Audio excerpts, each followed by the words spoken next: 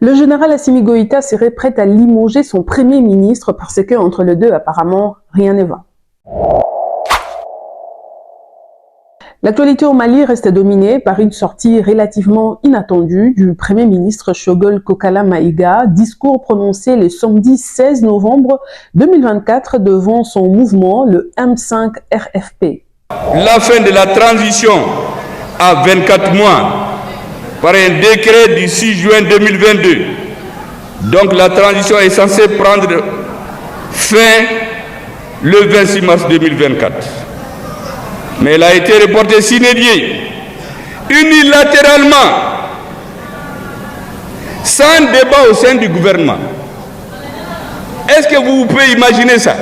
J'ai appris dans les médias que la transition a été reportée, alors que j'ai signé le décret qui met la fin à 2024. Que j'ai dit qu'il inspecte la confusion et de l'amalgame qui plane sur la transition malienne.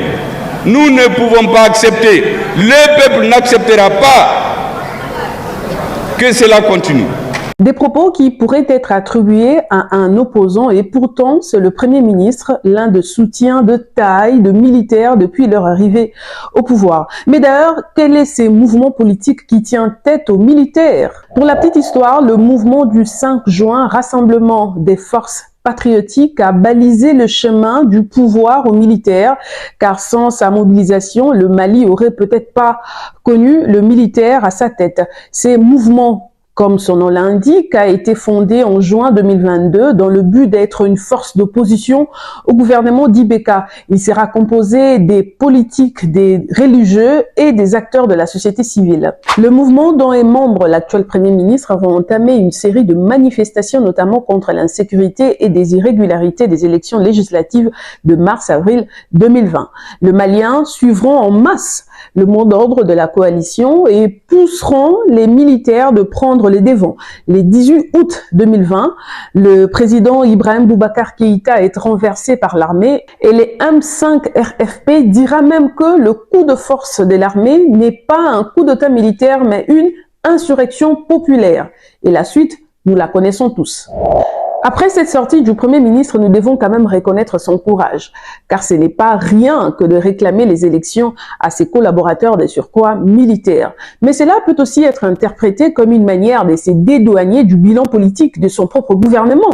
Parce que c'est pas quand même logique que de critiquer son propre gouvernement, la moindre des choses serait de démissionner. En tout cas, nous nous posons des questions. Maïga serait-il déterminé à réaliser son rêve, qui est celui de diriger le Mali? Voilà pourquoi il insiste sur l'organisation des élections. Une autre question, nous savons que le Mali est en guerre. Par conséquent, le pays a besoin de gros moyens.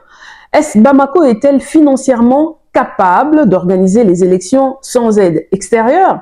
Lui qui a, ces dernières années, aux côtés des militaires, prôné la souveraineté du Mali, sachant comment les bailleurs de fonds se comportent à l'égard de pays bénéficiaires, n'est-ce pas contradictoire? Si les militaires n'ont pas réagi à la sortie du Premier ministre, plusieurs collectifs appellent à la démission de ces derniers, qui est désormais dans une logique de déstabilisation, affirme notamment le CDM, collectif pour la défense de militaires. Et d'après vous, que peut être la suite de cette situation? N'oubliez pas de commander nos calendriers, mais surtout, prenez soin de vous et du continent aussi.